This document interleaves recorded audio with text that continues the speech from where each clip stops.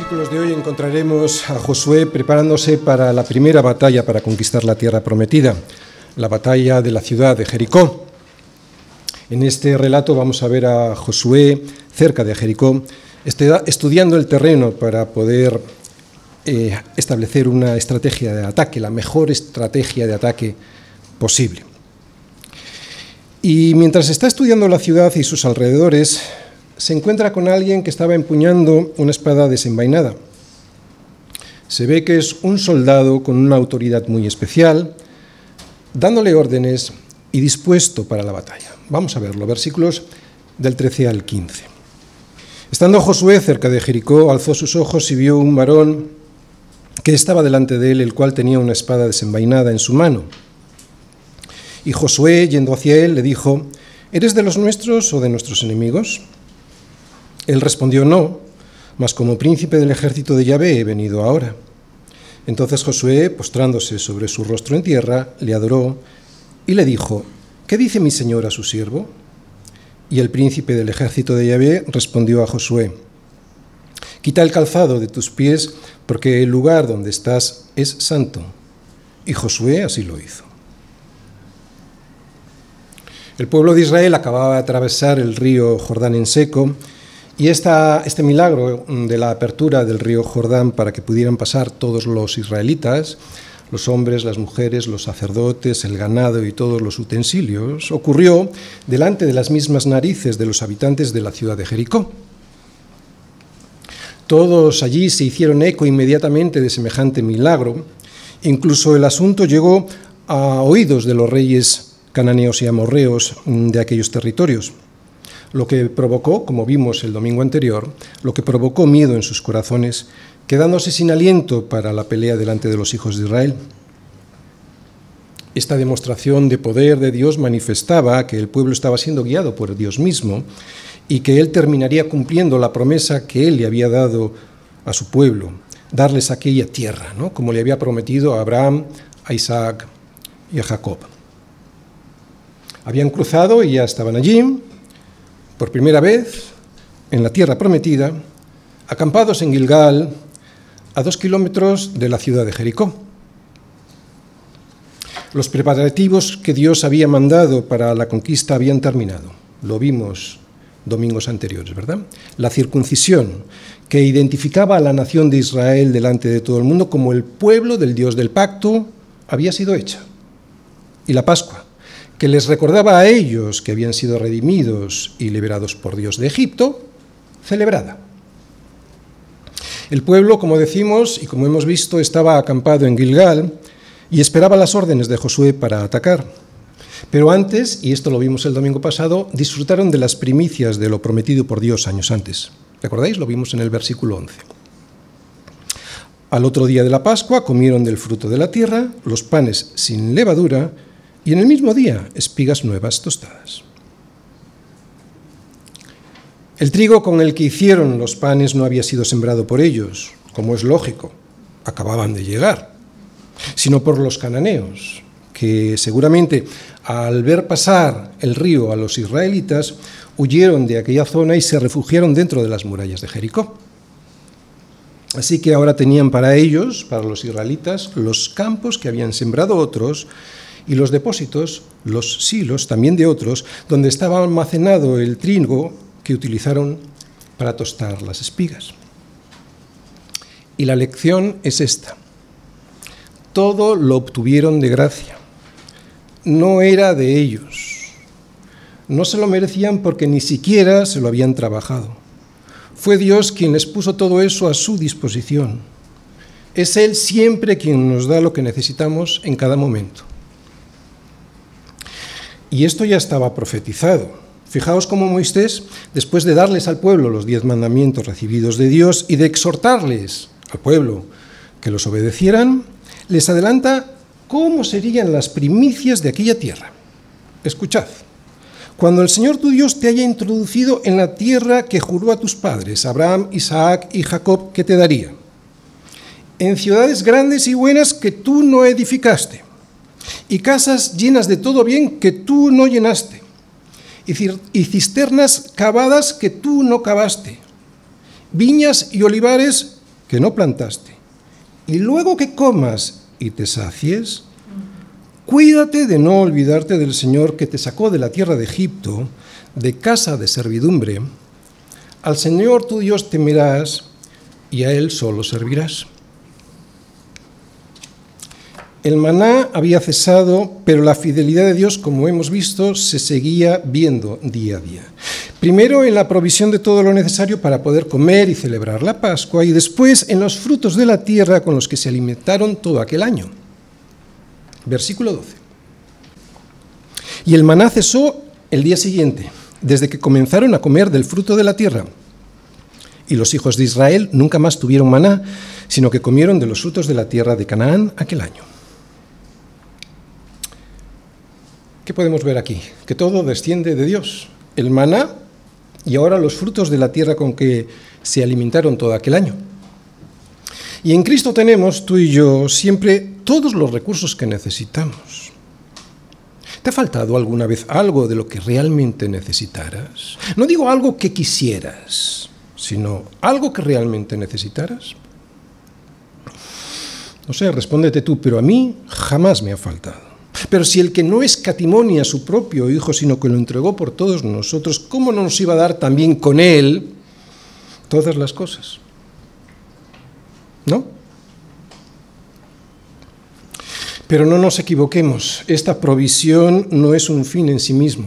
Esta provisión es para que puedas estar preparado para la pelea, esta provisión es para animarte, esta provisión es para darte las fuerzas que necesitas para poder entrar a pelear.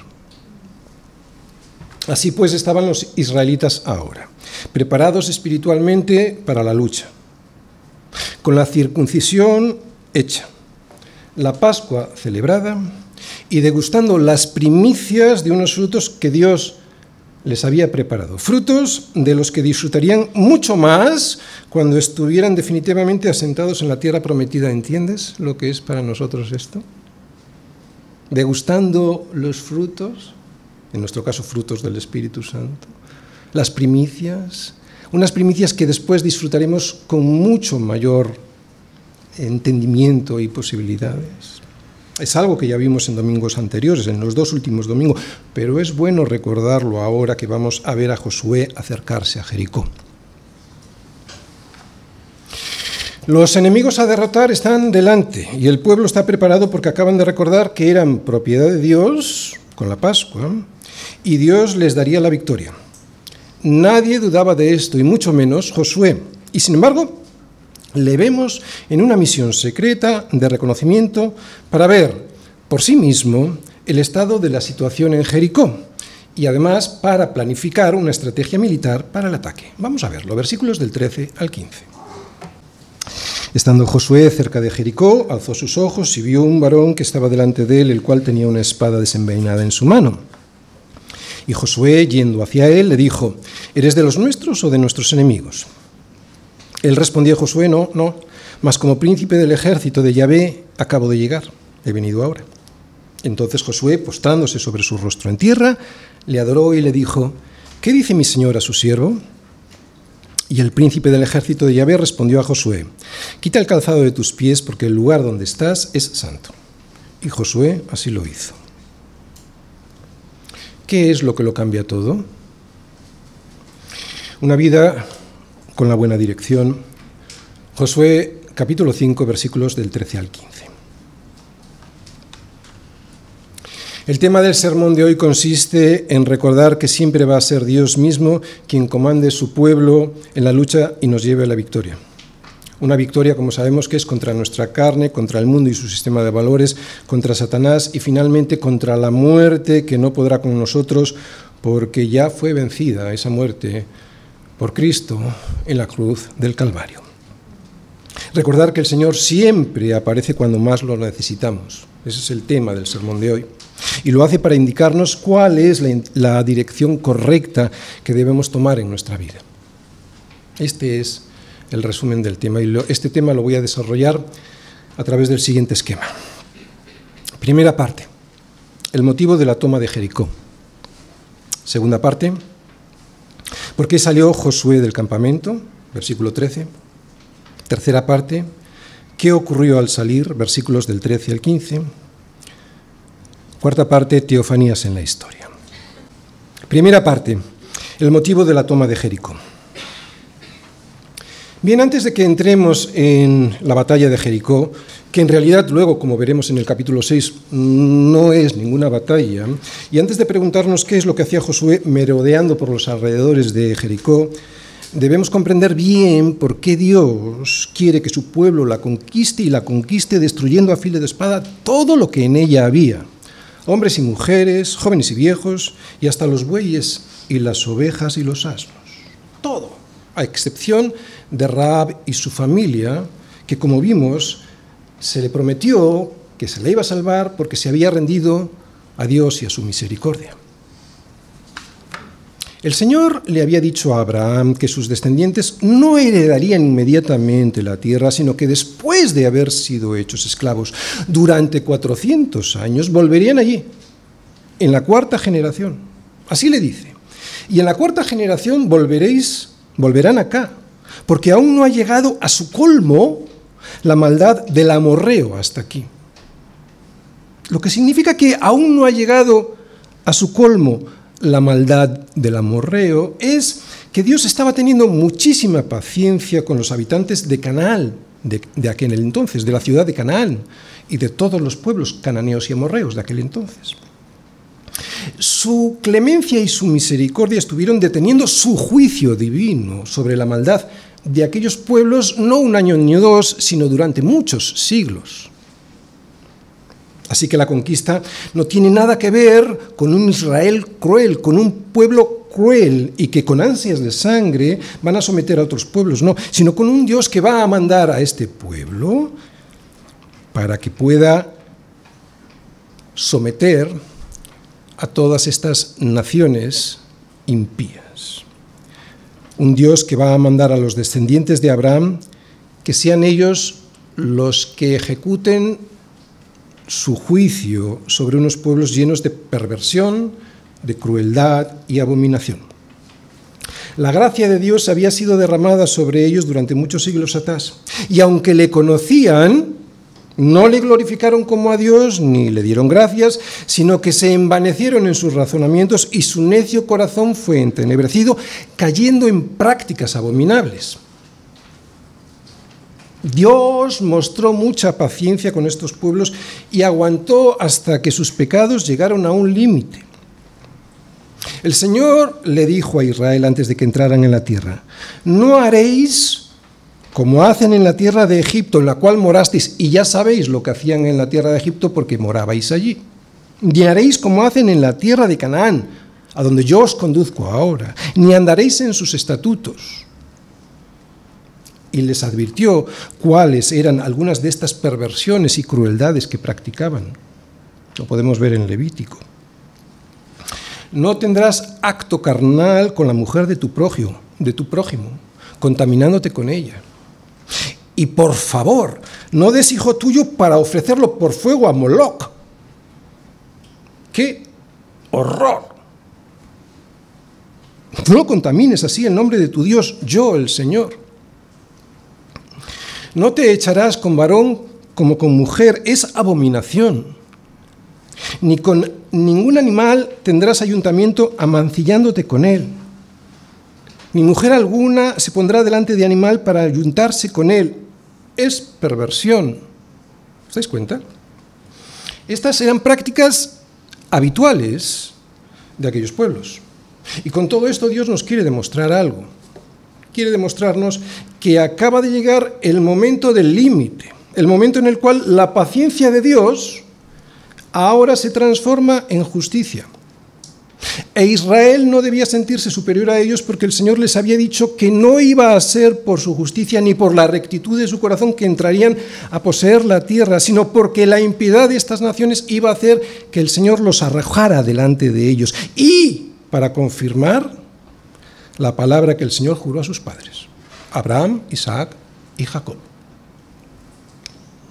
Así que Dios envía a Israel para llevar a cabo su juicio contra unos pueblos que se habían deleitado en su iniquidad y perversión. La conquista de Canaán no es una injusticia de Dios, más bien es todo lo contrario, es la paciente demostración de su justicia. Y es algo que nos debiera hacer temblar a nosotros, como es la justicia de Dios. Por eso estamos contentos, porque sabemos que estamos revestidos de la justicia de Cristo, que es la única que Dios acepta. Esta lección es para nosotros también. Dios no nos da en posesión la tierra que es Jesús por nuestra justicia o la rectitud de nuestro corazón, sino para confirmar su palabra dada según nos escogió en Él, y está hablando de Cristo, desde antes de la fundación del mundo, para que fuésemos santos y sin mancha delante de Él. ¿Cómo nos escogió? En Él. Solo serás escogido si estás escondido en Él, en Cristo. Se trata de Él, ¿os dais cuenta? Y de su gloria, no de nosotros y de nuestra gloria, no de nosotros y de nuestra comodidad. Y la lucha que tenemos por delante con estos reyes amorreos y cananeos que todavía viven asentados en nuestro corazón, nada tiene que ver con nuestras fuerzas para pelear o nuestra sabiduría en la estrategia militar. No se trata de nosotros, todo tiene que ver con su justicia y la proclamación de su gloria en nuestra vida. Mi hermano, la guerra por la verdad es suya, aunque yo esté involucrado. Fue Él quien me metió en esta guerra para salvarme. Él me escogió desde antes de la fundación del mundo para ponerme en el bando correcto. Si no hubiese sido por Él, yo hoy estaría luchando contra Dios mismo. Y esto lo tenemos que tener siempre claro, porque esto, que es la verdad, le da la gloria a Dios y no a nosotros, ¿te das cuenta? Todo es de Él. Todo. Si nos llevamos algo de la gloria a Dios.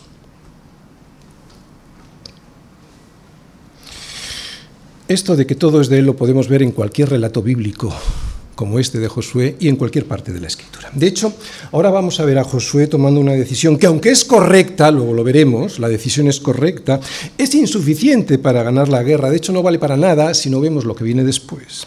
¿Y qué es lo que lo cambia todo? La presencia de Dios en la batalla. Es lo que hoy vamos a ver en este pasaje del libro de Josué.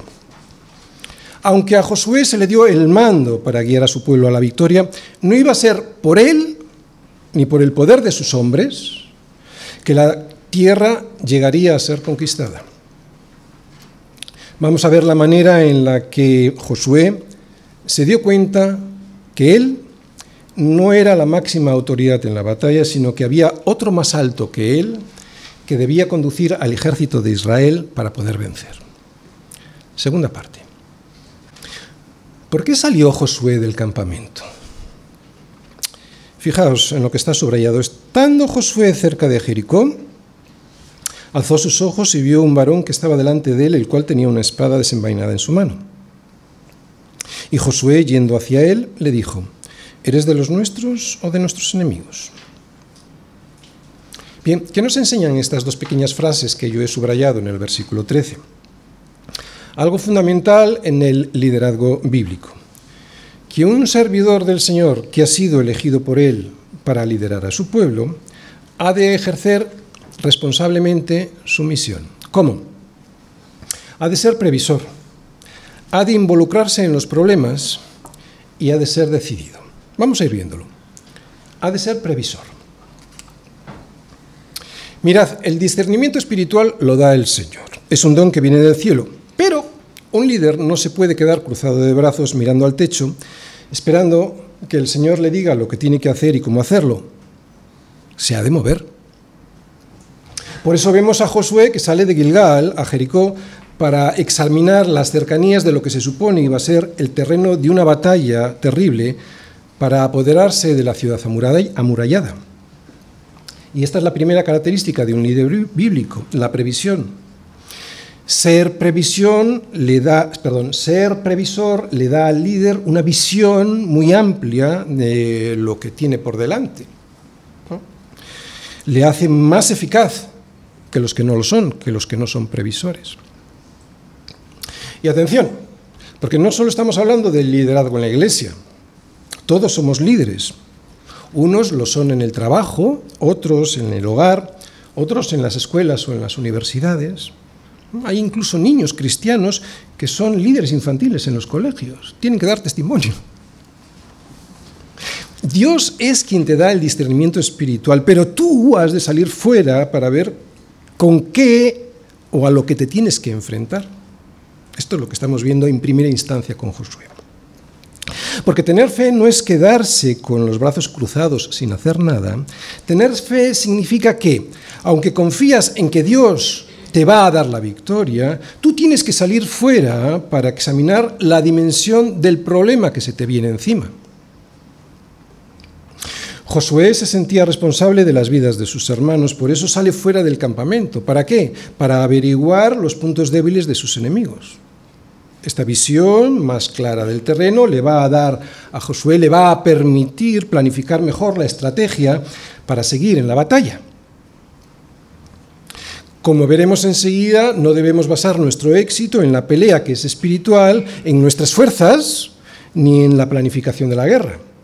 Otra vez, no debemos basar nuestras esperanzas en nuestras fuerzas, aunque tenemos que usarlas, ni tampoco en la planificación, aunque tenemos que hacerla. Pero planificar es necesario, al igual que pelear, porque planificar no significa falta de confianza en que Dios nos dará la victoria, no, todo lo contrario. Dejar sin planificar lo que tenemos que hacer, la tarea que Dios nos ha encomendado, es una muestra ¿de qué? De desinterés, de flojera, de desidia en la obra que Dios ha puesto en nuestras manos y, por lo tanto, una falta de respeto a aquel que ha puesto ese trabajo bajo nuestra responsabilidad. Pero Josué no solo quiso planificar su estrategia, es que lo hizo personalmente. No mandó a otros que lo hicieran. Y esta es la segunda característica de un líder bíblico para ejercer responsablemente su misión, que ha de involucrarse en los problemas. Ha de involucrarse en los problemas. ¿Recordáis qué es lo que más le preocupaba a Pablo? Que además de otras cosas, lo que sobre él se agolpa cada día era ¿qué? La preocupación por todas las iglesias. A Pablo no le vemos jamás rehuir de sus responsabilidades. Si tenía que tomar un barco para reunirse o arreglar algún asunto, lo tomaba. Si tenía que cruzar algún estrecho, lo cruzaba. Si tenía que caminar por alguna calzada romana, caminaba. Si tenía que visitar alguna iglesia y podía hacerlo él, allí que iba. Se rodeaba de colaboradores, pero no dejaba de hacer lo que tenía que hacer, involucrarse en el problema. Y a Josué le estamos viendo con la misma actitud. No solo quiso saber lo que tenía que saber para poder tener una ventaja en la pelea, no solo quiso saberlo, es que él quiso enterarse personalmente. No envió a otros. Y atención, podía haberlo hecho si realmente hubiera sido necesaria su presencia en cualquier otro lugar, pero se encargó personalmente de evaluar la situación. Y para nosotros, ¿cuál es el problema? ¿Cuál es el problema para nosotros? ¿Qué es lo que tenemos que superar para poder poner en práctica esta segunda característica del liderazgo bíblico? Y hemos dicho que todos somos líderes, no solo es el pastor, todos tenemos un área de liderazgo. Pues salir de nuestra área de confort, salir de nuestra comodidad habitual, salir del campamento. Salir del campamento es una molestia y un riesgo que un líder ha de asumir para cumplir bien su función. Salir del campamento y pasar frío mientras otros están durmiendo calentitos en la tienda, o comiendo en la mesa con su familia, o charlando con sus amigos, eso es el precio del liderazgo. Y otra vez, todos tenemos algún área de liderazgo en nuestra vida. Un líder no siempre va a estar fuera del campamento, hay cosas que hacer dentro, pero cuando se declara una guerra de la que depende la tierra, que es nuestro corazón, entonces sí que tiene que salir personalmente para evaluar la situación. El pastor en la iglesia, el marido en el hogar, el jefe en su empresa, el estudiante en la universidad o en el colegio. Cuando se ha declarado una guerra fuera del campamento, que es la iglesia o el hogar o el colegio o la empresa, todos estos líderes cristianos han de involucrarse personalmente en el problema para solucionarlo y no dejar que otros lo hagan. Porque entonces te tienes que plantear si realmente has sido llamado para servir al Señor. Y la tercera característica de un liderazgo bíblico y que estamos viendo en Josué es que ha de ser decidido. Ha de ser decidido. Josué tenía un problema delante. Tenía que comenzar una batalla para conquistar Jericó. Y de repente se le aparece un hombre que no sabe si es de los suyos o de sus enemigos. En la iglesia esto pasa a menudo. De repente llegan personas que no sabemos de qué lado están. ¿Serán hijos de Dios o estarán dentro de aquellos que pelean junto al enemigo? Porque todos lo sabemos, solo hay dos señores. Jesús lo dijo por activa y por pasiva.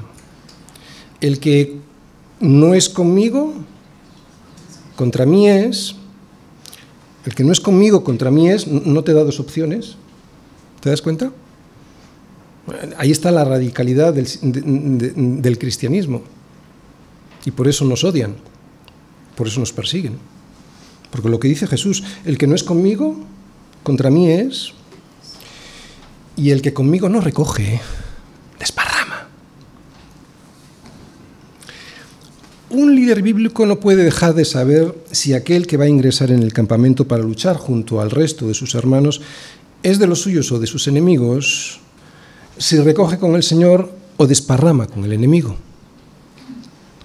Esta es otra de las lecciones de este versículo 13, que es como un diamante. Este versículo 13 es como un diamante que tiene muchas facetas. ¿Sabéis lo que son las facetas en el diamante? Las caras. Tiene muchas caras, muchas facetas de las que podemos aprender. Y esta es una. Y es que una de las labores que vemos en los líderes, en este caso en Josué, es la de enterarse de qué lado está este que estaba delante.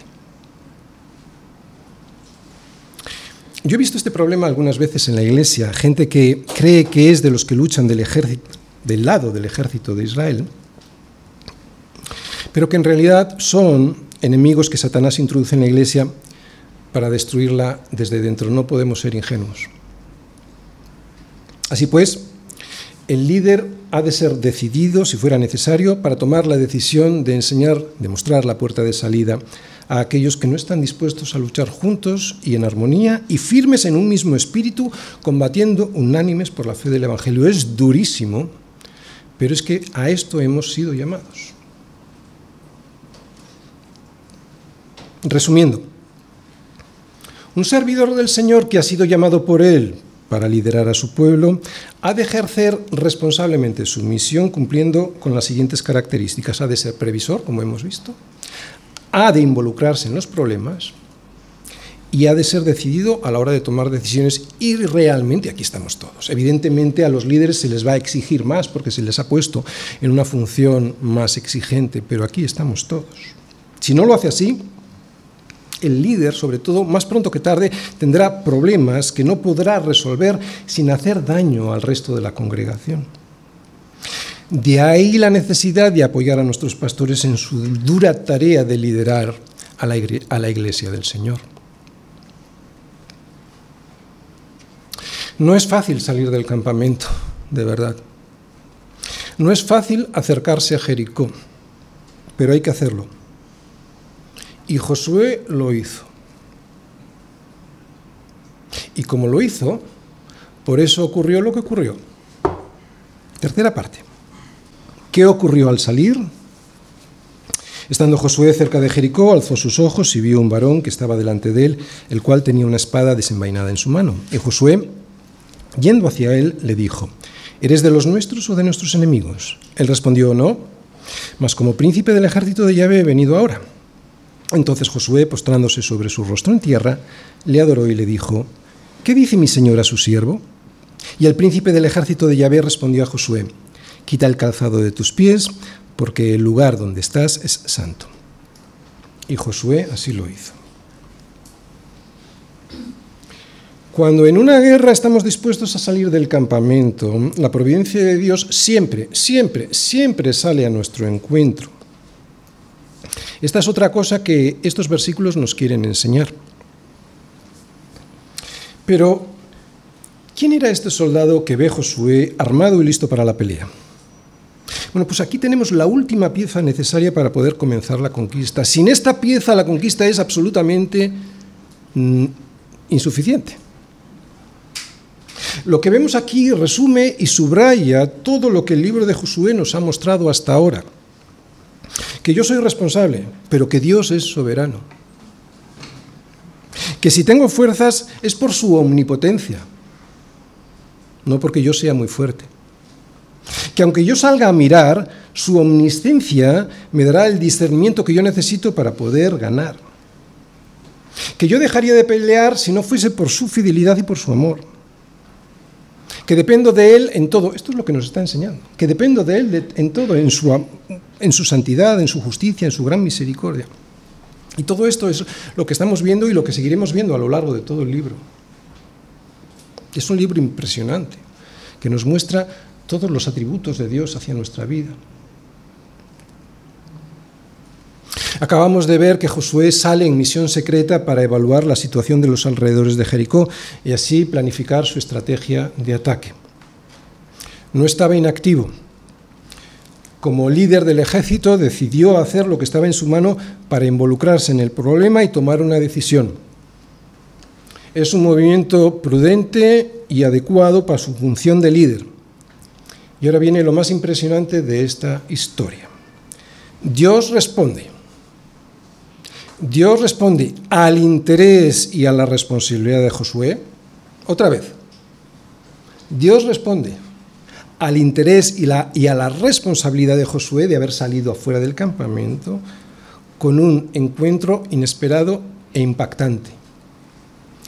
Con un soldado, pero no es un soldado cualquiera. Este soldado, que parece que tiene mando militar, está preparado para la lucha con su espada desenvainada lista en la mano. ¿Pero de qué lado está? Pues su respuesta no deja lugar a dudas. No, Josué. He venido como príncipe del ejército del Señor. Acabo de llegar como príncipe del ejército del Señor. O sea, no he venido a escoger un bando, sino a hacerme cargo de la situación. Queda claro que viene este soldado con la autoridad de Dios para controlar y para dirigir todas las tácticas de la toma de Jericó. ¿Qué nos indica todo esto? ¿Nos da alguna idea de la identidad de este soldado? La respuesta que le da este soldado a la pregunta de Josué de quién era, y la respuesta es como príncipe del ejército de Yahvé he venido ahora, ¿nos da alguna pista esta respuesta de quién era este soldado? Sí, porque al escuchar esta respuesta hubiera pensado que este hombre se hubiera puesto al mando de los ejércitos de Israel como su comandante, pero si esto es lo que hubiese interpretado Josué, entonces no se hubiese puesto al servicio de él, ¿no? No hubiera reaccionado como vemos que reacciona Josué. Así que no puede ser un simple soldado que había venido a ponerse delante de los ejércitos de Israel, apartando a Josué del mando, ¿no? Por su reacción, por la reacción de Josué, tiene que ser alguien mayor, alguien mucho mayor. Vamos a entrar en el asunto, pero antes de entrar en el asunto tenemos que recordar que muchas veces Dios se ha aparecido a los hombres en forma humana normal, ¿de acuerdo? Porque tenemos la tendencia a pensar que si Dios se aparece de forma espectacular, con truenos y relámpagos. No. Luego pondré algunos ejemplos de cómo Dios se ha aparecido a los hombres a lo largo de la historia y que vemos en el Antiguo Testamento en una forma de un hombre normal. En este caso, como estamos viendo, es una aparición que no es para nada espectacular. De hecho, Josué lo confunde, de hecho, con un ser humano normal. Le dice si es de los suyos o es de los enemigos, vestía como un soldado, hablaba como un hombre normal y tenía también una espada normal, no era una espada con fuego ni cosas así. Por lo tanto, su apariencia no añadía nada a la pregunta de quién era, y sin embargo, Josué enseguida se da cuenta de quién es el que tiene delante. y como se da cuenta cae postrado para adorarle sin ser reprendido por ello, porque se podría haber equivocado y ser reprendido, ¿no? Pero cae a tierra adorando sin ser reprendido por ello. Le llama Señor y con humildad le pregunta cuál es el mensaje que tiene para él, su siervo. Se está poniendo como siervo. Algo pues había en la respuesta de este mensajero que le hizo darse cuenta de quién era realmente el que tenía delante. Y es que la respuesta fue muy parecida a lo que le dijo Dios a Moisés al presentarse. Le dijo: no te acerques, quita tu calzado de tus pies, porque el lugar en el que tú estás, tierra santa es. Aquí vemos varias cosas. En primer lugar, ¿os dais cuenta cómo se está cumpliendo la promesa que Dios le hizo a Josué al principio de su mandato? Como estuve con Moisés, estaré contigo, no te dejaré ni te desampararé, en Josué 1, versículo 5. Y en segundo lugar, Josué se está dando cuenta que tiene delante a alguien que va a comandar un ejército, pero no un ejército de soldados, sino uno de ángeles que, junto a los ejércitos de Israel, van a pelear por la conquista de la tierra. Más aún, este soldado no podía ser solo un ángel, porque Josué, que era un judío instruido en la ley de Dios, sabía muy bien que solo se puede adorar a Dios. Josué jamás se hubiese postrado delante de un ángel para adorarlo. Por lo tanto, podemos concluir que el propio Josué se está dando cuenta que está delante del propio Dios, en forma humana, vestido como soldado y preparado para la pelea. Josué no tiene ninguna duda. Fijaos, versículo 14. Josué, postrándose sobre su rostro en tierra, le adoró y le dijo: ¿qué dice mi señor a su siervo? El comandante divino, con un ejército de ángeles preparados para intervenir en la conquista de Jericó, vemos que se presenta delante de Josué para decirle algo que Josué entiende perfectamente y que acepta en reverencia y en obediencia. Entiende perfectamente y que acepta en reverencia, con su rostro en tierra, en posición de adoración y en obediencia. ¿Por qué digo en obediencia? Porque le pregunta: ¿qué dice mi señor a su siervo? Josué se acaba de dar cuenta, si es que tenía alguna duda, que la lucha no era suya, sino de alguien mucho mayor que él y que le pasa el mando. De hecho, este soldado era el propio Dios. ¿Por qué podemos afirmarlo nosotros también? Primero, porque el soldado aceptó la adoración de Josué y ningún ángel lo hubiese hecho. El único ser angelical que la hubiera aceptado, ¿quién hubiera sido? Satanás. Es lo que él quiere de todos nosotros, que le adoremos. Después de que Satanás le ofreció a Jesús todos los reinos del mundo y la gloria de ellos, ¿qué le pidió? Le dijo: todo esto te daré si postrado me adorares. No le pidió otra cosa, solo le pidió adoración. ¿Te das cuenta? Quería ser igual a Dios. ¿Qué le dijo Jesús? Le dijo: vete, Satanás. Vete, Satanás, porque escrito está: al Señor tu Dios adorarás y a Él solo servirás. Pero un ángel del Señor jamás aceptaría la adoración que le corresponde solo a Dios. De hecho, y lo sabemos en Apocalipsis, Juan, cuando escribe Apocalipsis, confundido por la gloria de aquel ángel que le estaba dictando lo que escribiese, aquello que estaba escribiendo, ¿no?, que estaba viendo en el cielo, le dice el ángel que lo escriba, se postró a sus pies, a los pies de este ángel, para adorarle. ¿Qué le dijo el ángel? Mira, no lo hagas, yo soy consiervo tuyo. Segundo, además de la adoración, este soldado acepta la entrega de la vida de Josué cuando éste le llama Señor. El soldado, el ángel, que está delante, acepta esa humillación de ser un siervo, ¿no? Esto no lo aceptaría ningún ángel. Tercero, y también podemos asegurar que era Dios en la respuesta que le da a Josué en el versículo 15: quita el calzado de tus pies, porque el lugar donde estás es santo. Como vimos, esta es la misma respuesta que le da Dios a Moisés en la zarza ardiendo. Y dijo: no te acerques, Moisés, quita tu calzado de tus pies, porque el lugar en el que tú estás, tierra santa es. ¿Por qué le dice que ese lugar en el que estaba Josué o Moisés era santo? ¿Por qué? ¿Por alguna propiedad especial de la tierra esa? No, por supuesto que no, ese lugar era santo porque Dios mismo estaba allí. La presencia de Dios estaba santificando aquel lugar. Así que aquí tenemos la prueba de que era Dios. ¿No? Lo mismo pasa en el relato de Josué, por lo que podemos afirmar que este soldado era Dios mismo. Cuarto, y Josué se da cuenta de esto y por eso obedece y se quitó las sandalias, que muestra cómo está el hombre delante de Dios desnudo. Y quinto, todavía podemos reafirmarnos en esta interpretación, porque el libro de Josué continúa, estamos en el capítulo 5, estamos en los últimos versículos del capítulo 5, por lo tanto el relato continúa en el capítulo 6. Digo que podemos reafirmarnos en esta interpretación porque el libro de Josué continúa de la siguiente manera.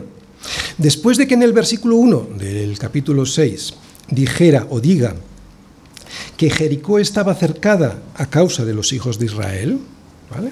Estaban allí todos metidos detrás de las murallas. En los versículos 2 y 3 nos dice, mas Yahvé dijo a Josué, ¿os dais cuenta? El relato continúa. Está el soldado y ahora, justo después dice, mas Yahvé dijo a Josué, mira, yo he entregado en tu mano a Jericó y a su rey, con sus varones de guerra. Rodearéis, pues, la ciudad, todos los hombres de guerra, etcétera, etcétera. O sea, le da una serie de instrucciones. O sea, que este soldado ya es tratado en el capítulo 6 por el autor del libro directamente como Yahvé, el Dios del pacto, que le dicta a Josué la estrategia a seguir. Lo podéis comprobar luego si queréis verlo. En el capítulo 6, en los primeros versículos del capítulo 6, allí se ve a Dios, a este soldado, hablando con Josué.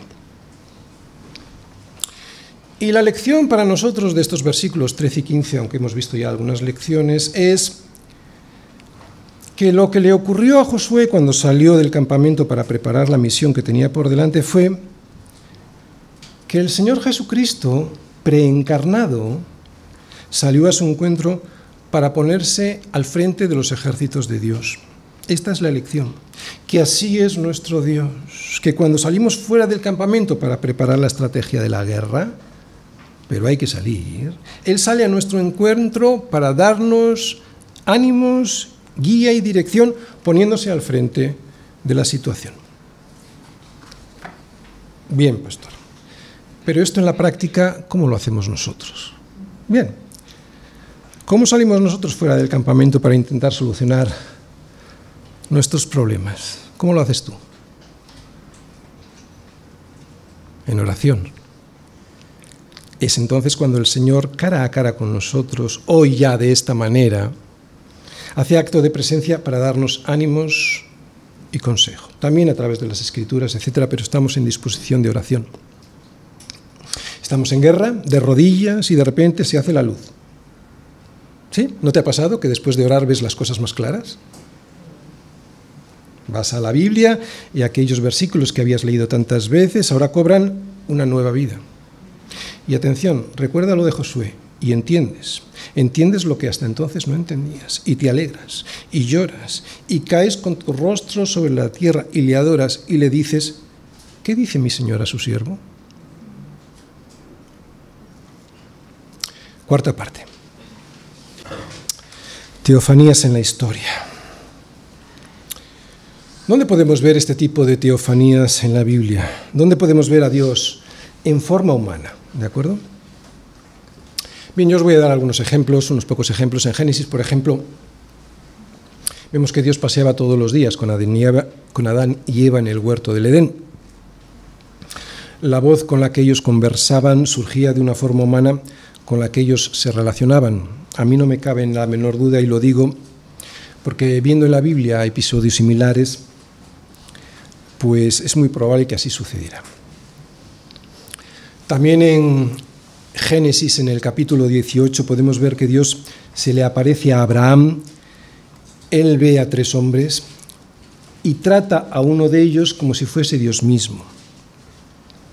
Después también en Génesis vemos cómo a Jacob está luchando, vemos a Jacob luchando con un varón que resultó ser alguien mayor que un ángel.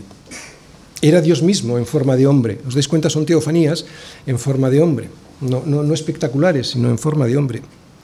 Dice así: llamó Jacob el nombre de aquel lugar Peniel, porque dijo: vi a Dios cara a cara y fue librada mi alma.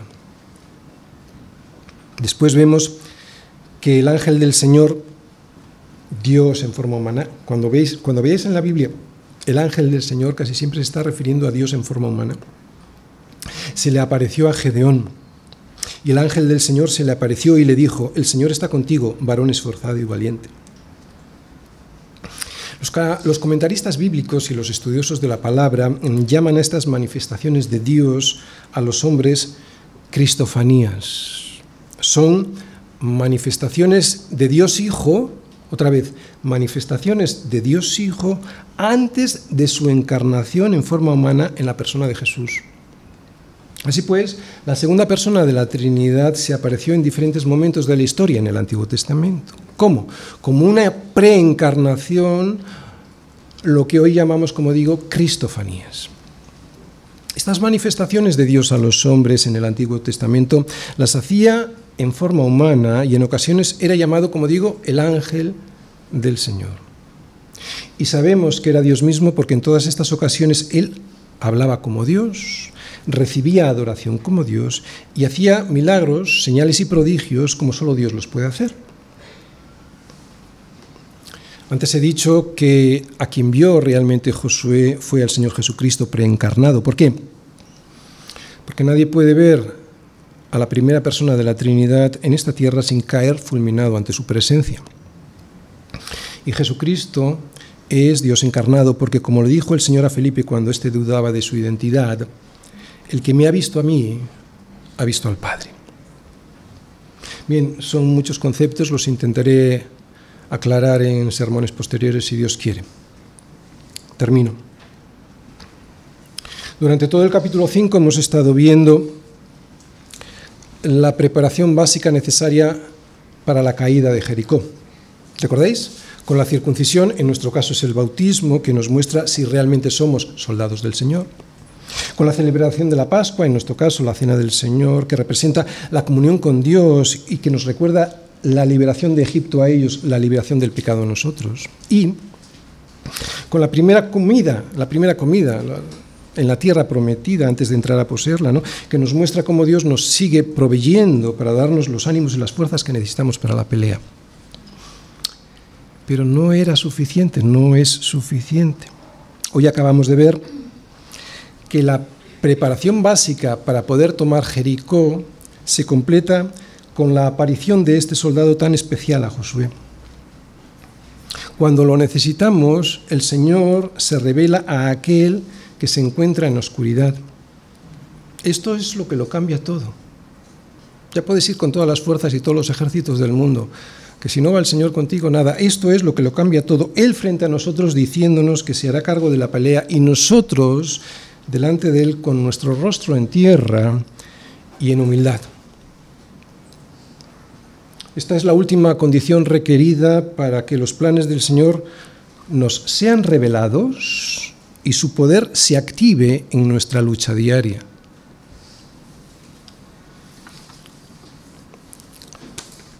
Cuando vivimos en sumisión, en alegre sumisión, es importante, porque si no es una cara, ¿no? Cuando vivimos en sumisión, en alegre sumisión, porque entendemos bien todas estas cosas, a su voluntad revelada en su palabra, es cuando Él nos levanta y nos da la guía necesaria para poder vencer. Debemos salir cerca de Jericó y hacer planes para la batalla, por supuesto. Pero no será suficiente salir fuera del campamento para ser previsor y para planificar la batalla. Esto no lo entienden algunas iglesias que solo se dedican a organizar y se han olvidado de la presencia del Espíritu Santo en sus vidas. Debemos salir fuera y hacer planes para la batalla. Sí, pero porque será ahí donde se presente el Señor para darnos ánimos y consejo. Esto es lo que estamos aprendiendo en este pasaje de Josué. Lo que hoy hemos aprendido es que la última pieza del plan para conquistar Jericó la ha de poner el Señor mismo. Que debemos preocuparnos mucho más de Él y cuáles son sus planes para nosotros que de nuestra organización y estrategias, que sí hay que hacerlas, pero que es más importante lo otro para abordar la muralla que protege la ciudad enemiga. De hecho, y como veremos en el próximo capítulo 6, en la toma de Jericó, es muy probable que ni las necesitemos. Ni la estrategia, ni la organización. No digo que no haya que hacerlo, estoy diciendo que sí, pero como veremos en el próximo capítulo 6, es muy probable que ni siquiera las necesitemos. El ejército de Israel no necesitó escaleras para poder superar la muralla. Fue el Señor quien la derribó. ¿Te das cuenta de lo que vamos a ir aprendiendo? Y sin embargo hay que llevar todo lo necesario para la guerra. Lo que debemos hacer es reconocer a nuestro Dios como Dios, a aquel que tenemos delante como el Dios que nos va a liderar y a librar la batalla por nosotros. Reconocerle como el comandante del ejército que nos revelará cuál es la estrategia que debemos seguir para conseguir la victoria, adorarlo y obedecerle en todo sin condiciones para poder salir victoriosos. Lo que hoy hemos aprendido es que esto, mis hermanos, es lo que cambia todas las cosas. Esto es lo que lo cambia todo. Amén.